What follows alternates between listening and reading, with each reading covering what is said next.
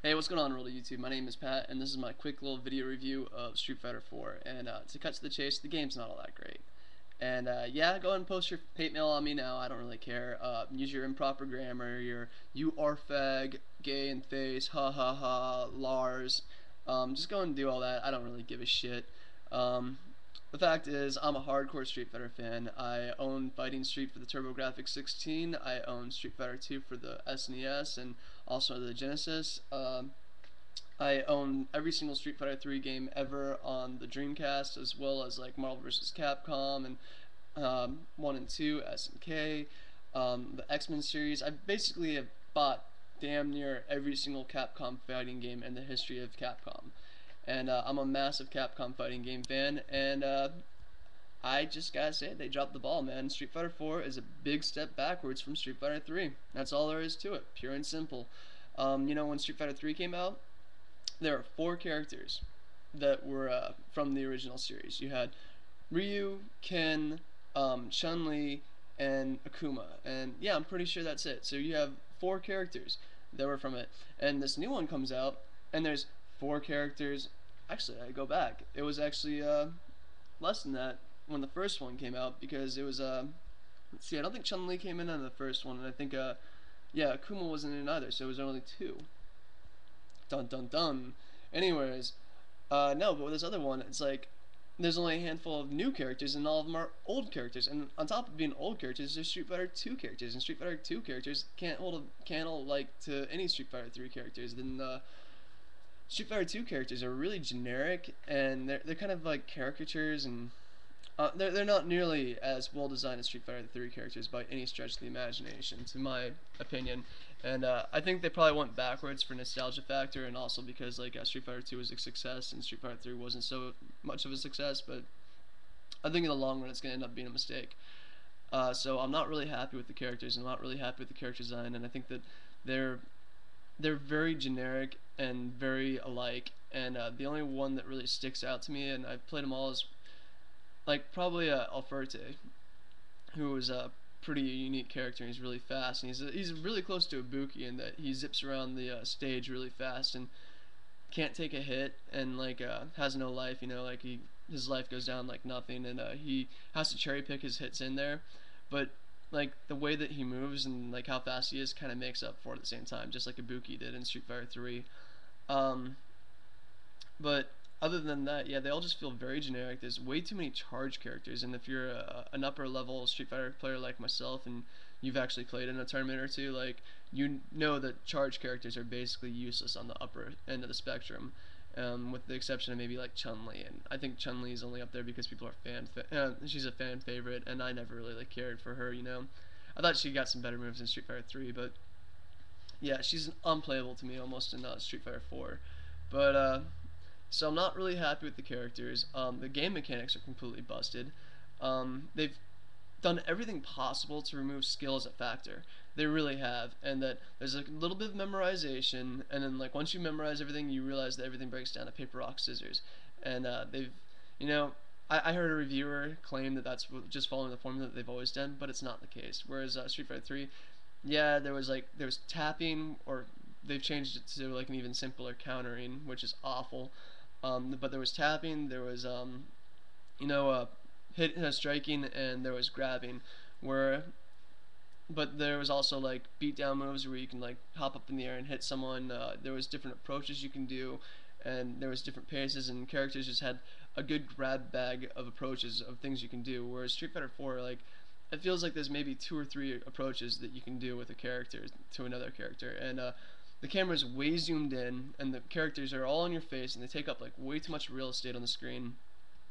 Um, a lot of the animations just look atrocious, and a lot of the there's a moment here or there where the 3D engine just kind of bugs out, and like someone's arm will go super skinny for no reason. It just looks weird as hell, and you know, I'm not happy with it on a lot of levels in that respects. But the fact that it's very zoomed in though is just a more of a testament to like how the characters' movement towards each other is way slowed down. I mean, just look at Sagat and like move forward with him. Like you want to talk about ridiculously slow? The guy moves probably about like an inch a second. Like really, like just ridiculously slow. And it's so that they can basically make it. They're trying to remove skill from everything though, and that's really the case. And another way that they've removed skill from everything is that there's two bars now instead of just one. So you have a bar for beating people down, and then you have a bar for getting beat down. And at the end of every fight, your bar for getting beat down is gonna be filled, and you'll be able to do your super move. So like they've induced a method of making it so that everyone can have a super comeback, and it takes up too much interest in the way the game flows too. So I mean, like you can actually sit there and intentionally get beat down so you can do a move, and that's just wrong to me. And what happens is, you've seen these videos online of like the notorious Ken Chun Li Street Fighter 3 fight, right? And where it's just phenomenal comeback, and I've had comebacks like that too between my friends, and it's a great, rich, fulfilling experience. But now in Street Fighter 4 with this new stupid bar, I mean, like every other turn is gonna be like that. So it's gonna be like, oh, okay, I made a comeback, haha. And it's a really short-lived experience where I think people are gonna be happy with it at first, but then like, oh, it's not gonna have any longevity. I don't think Street Fighter 4 is gonna have any longevity to it at all as far as gameplay goes. And yeah, I'm not happy with the character design. I'm not happy with their new moves, and oh god, the new characters are awful. Like what they do have, they have another Ryukin clone, and then they have Rufus and Sea Viper, who are really Ryukin clones, but they're not the martial art. They just have the same type of moves, and I guess everyone really does. And Sea Viper is a gaggle fuck of moves. Like, oh, she throws fire and lightning, and also like had the seismic wave. Like they can't decide what they're doing with her. She has no